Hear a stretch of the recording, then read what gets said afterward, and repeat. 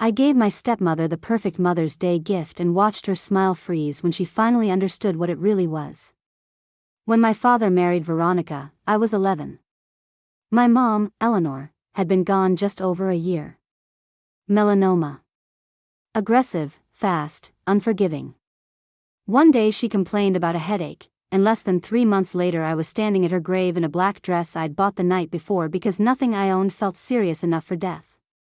Dad waited exactly 1 year before introducing Veronica into our home. She worked at his financial firm in investor relations. Immaculate teeth. Immaculate hair. The kind of woman who wore heels to backyard cookouts and never broke a sweat. She makes me feel alive again, Dad told me gently. I need you to try, Claire. So I did. I helped her unpack. I carried boxes of luxury shoes into the walk-in closet where my mom's old gardening jackets used to hang. I smiled while Veronica replaced family photos with minimalist art to open the space. I said nothing when she paved over my mother's vegetable garden and turned it into a stone meditation patio because, as she explained, growing food is a little outdated. For 3 years, I played the role of the grateful stepdaughter. I attended her charity events wearing dresses she chose. I endured her friends praising how emotionally advanced I was for 14. I buried my grief beneath straight A's and rehearsed smiles. Dad didn't notice when I stopped laughing. He was busy.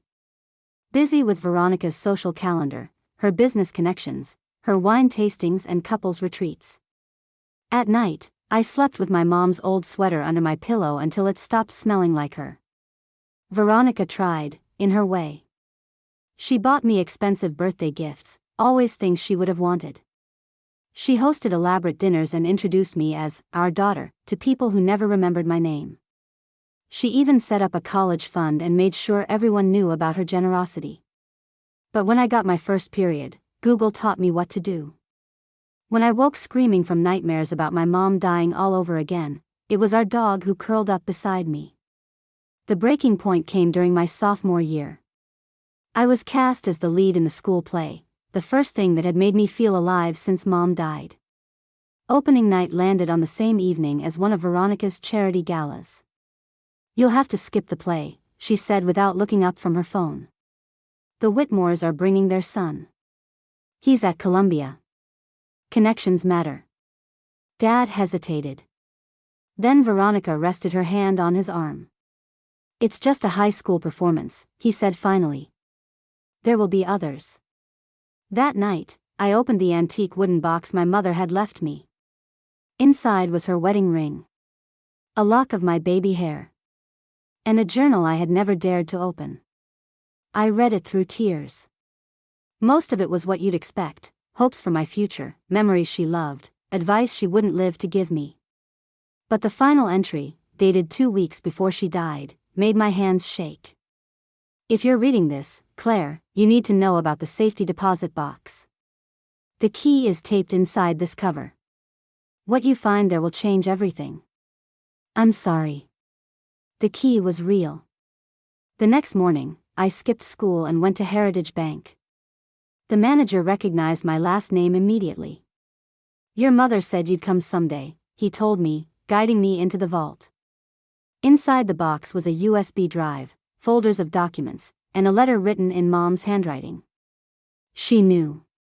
She had known about Dad's affair with Veronica 6 months before her diagnosis. She had hired a private investigator. Hotel receipts. Messages. Photos.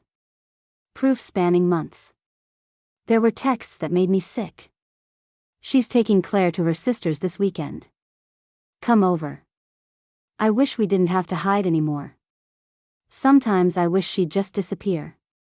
That last message was from my father, sent months before Mom ever got sick. But it didn't end there. Financial records showed Dad and Veronica quietly draining my mother's family trust, money meant for me, into offshore accounts. They had been planning it for years.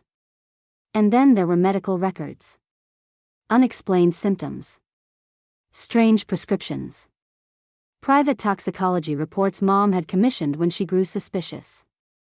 hair samples showing elevated heavy metals.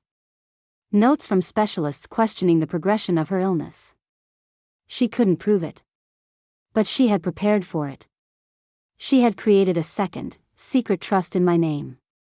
Changed her will. Secured lawyers my father never knew existed. Everything would legally become mine at 18. I didn't confront them. I did something worse. I became perfect.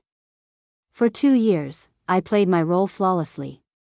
I excelled academically. I joined every club Veronica suggested. I attended every corporate event. And at night, I documented everything.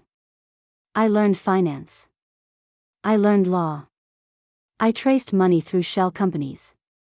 I recorded conversation. I built my own evidence archive behind a false panel in my bedroom bookshelf. By 16, I was ready. Mom's trustees, a forensic accountant, a financial crimes attorney, and a retired judge, had been waiting for my call. When Veronica suggested legally adopting me before I left for college, I smiled and agreed. Mother's Day arrived 2 weeks later. She hosted a lavish garden party. 30 guests. Caterers. Photographers. The adoption announcement was meant to be the highlight. That morning, I gave her my gift. A custom-bound book. Gold lettering on the cover, A Daughter's Gratitude. She opened it eagerly. Page by page, her face collapsed. Hotel records. Bank transfers. Medical reports. Legal filings already in motion. By the final section, outlining meetings scheduled with federal investigators, her makeup had started to run. "This is absurd," she whispered. "Tomorrow morning," I said calmly, "you and my father will meet me to discuss how you avoid prison." The party went on. She smiled. She laughed. She hosted. That night, she tried to flee. The next morning, my father signed everything. Power. Control. Silence. Today, the company is mine. My mother's legacy is protected. And every Mother's Day, I send Veronica the same thing. A single photo of my mom smiling in her garden. With a note that reads, "Thinking of you today." She never replies. But she understands.